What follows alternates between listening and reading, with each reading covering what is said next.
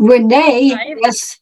DeCamillis is a dark fiction author and editor, and author of the psychological thriller, supernatural horror, bizarro novella,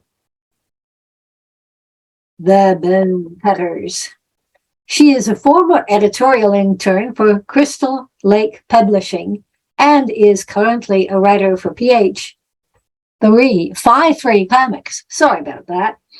Her short fiction appears in various anthologies, and her poetry appears in the HWA Poetry Showcase 4.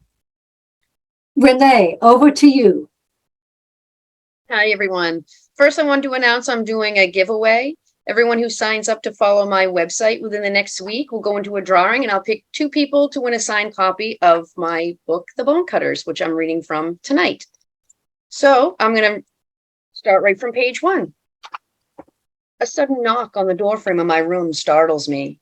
The black marker in my hand streaks across my sketch pad. I'm not allowed to have a pencil. I might use it as a weapon. Before I turn toward the door, my hand moves up to my head and starts scratching. Come on, it's time for group. You're late. Let's go. A redheaded nurse, toe-tapping rhythmically on the linoleum, calls into my closet with the bed.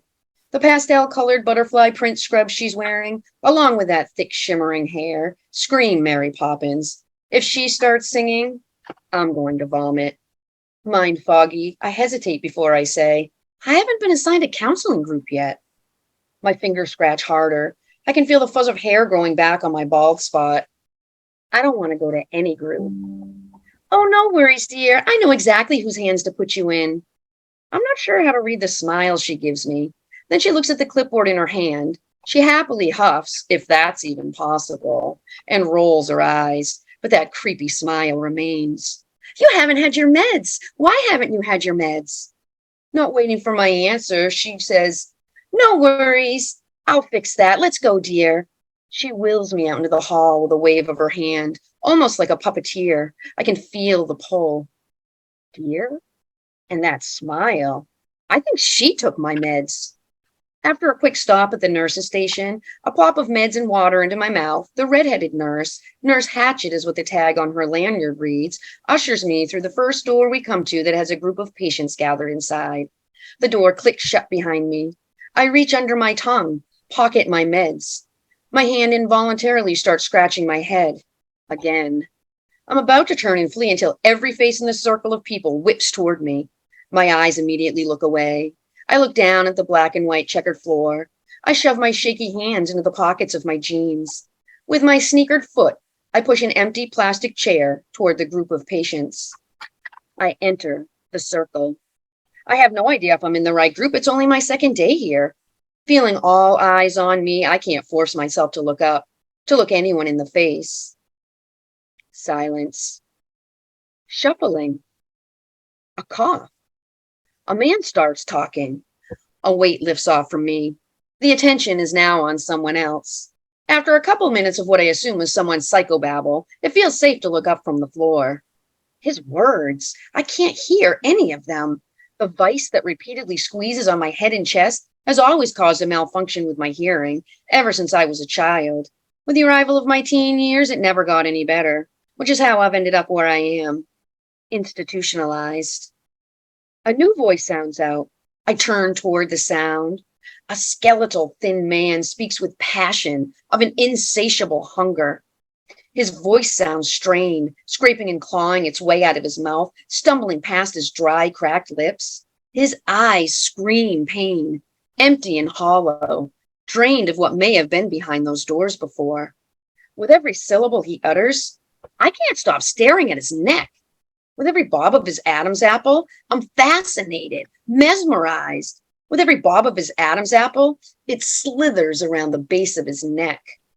The scar, the size of a mutant slug, fat and glistening, with a thickness 5 times my thumb's width. How did it get there? What is it from? Does it hurt, itch, throb? Does he ever, sometimes, forget that it's there?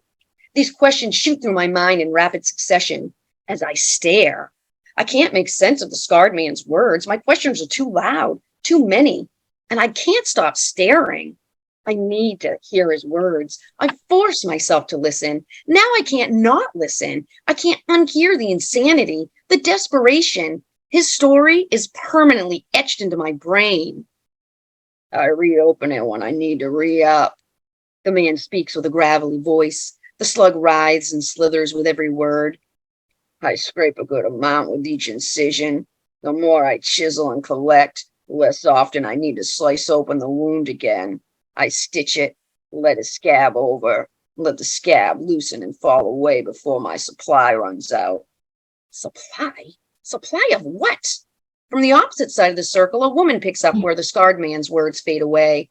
The sound of her voice jars my attention away from the slug. Her words drag and drone and trip across the open hollow of the circle, landing in my disbelieving ears. Then it starts all over again.